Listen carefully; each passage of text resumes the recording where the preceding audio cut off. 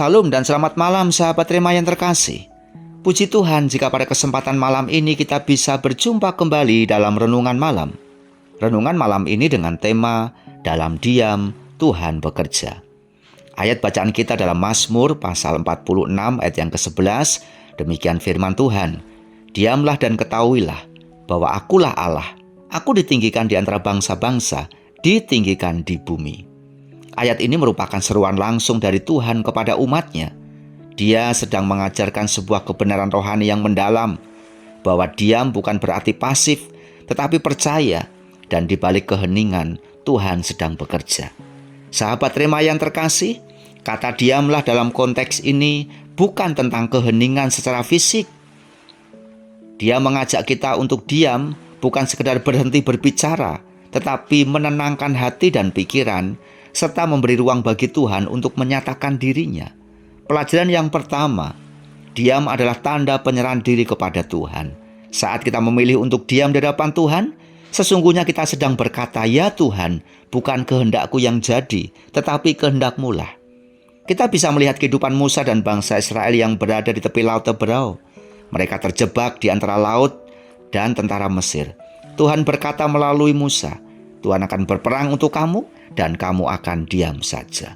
Pelajaran yang kedua, dalam diam Tuhan menyatakan kuasa-Nya. Tuhan bekerja justru ketika kita berhenti mengandalkan kekuatan sendiri. Banyak sekali mujizat dalam Alkitab terjadi bukan karena manusia kuat, tetapi karena Tuhan bertindak. Elia mendengarkan suara Tuhan bukan lewat angin ribut atau gempa atau api, tetapi dalam bunyi angin sepoi-sepoi basah.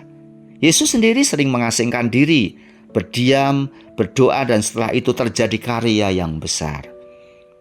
Pelajaran yang ketiga, diam berarti membuka ruang untuk mendengarkan suara Tuhan. Kadang kita tidak bisa mendengarkan suara Tuhan karena terlalu sibuk berbicara, sibuk bertindak, dan terlalu banyak kekhawatiran. Ketika kita diam, kita membuka ruang bagi Tuhan untuk berbicara dan mendengarkan suaranya. Seperti kata pemazmur, berdiam dirilah di hadapan Tuhan dan nantikanlah Dia. Saat semua menjadi tenang, kita bisa lebih peka mendengar suaranya. Mungkin sepanjang hari ini ada banyak hal yang membebani dengan keputusan yang sulit, tugas yang menumpuk, atau hati yang sedang terluka. Mungkin hari-hari ini kita sedang berada dalam situasi yang membingungkan, penuh tekanan, dan merasa tidak tahu harus berbuat apa. Tuhan berkata kepada kita malam ini, diamlah dan ketahuilah bahwa akulah Tuhan. Diam bukan akhir dari segalanya. Diam adalah awal dari pekerjaan Tuhan. Dalam diam, Tuhan sedang menyusun rancangan terindah, memulihkan, dan membawa kebaikan sesuai rencananya. Malam ini Tuhan memanggil kita untuk datang kepadanya, dan percayalah bahwa Dia sedang bekerja. Oleh sebab itu, luangkan waktu untuk duduk diam di hadapan Tuhan. Bukan hanya meminta, tetapi mendengarkan. Jangan terburu-buru dalam mengambil keputusan. Tanyakan pada Tuhan terlebih dahulu.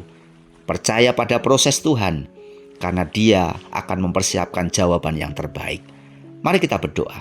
Bapa di dalam surga, kami datang ke hadapan-Mu bukan dengan banyak kata, tetapi dengan hati yang mau belajar di hadapan-Mu. Ajar kami untuk diam dalam badai, percaya di tengah ketidakpastian, dan menantikan tanpa bersungut-sungut. Kami menyerahkan segala yang tidak bisa kami kendalikan, karena kami tahu Tuhan tetap berdaulat. Dalam keheningan kami belajar percaya, dalam penantian kami belajar taat, dan dalam kelemahan kami belajar bersandar kepadamu. Terpujilah nama Tuhan, di dalam nama Tuhan Yesus Kristus kami berdoa. Amin. Selamat malam dan selamat beristirahat. Selamat menikmati kebaikan Tuhan yang tanpa batas. Soli Deo Gloria. Tuhan Yesus memberkati.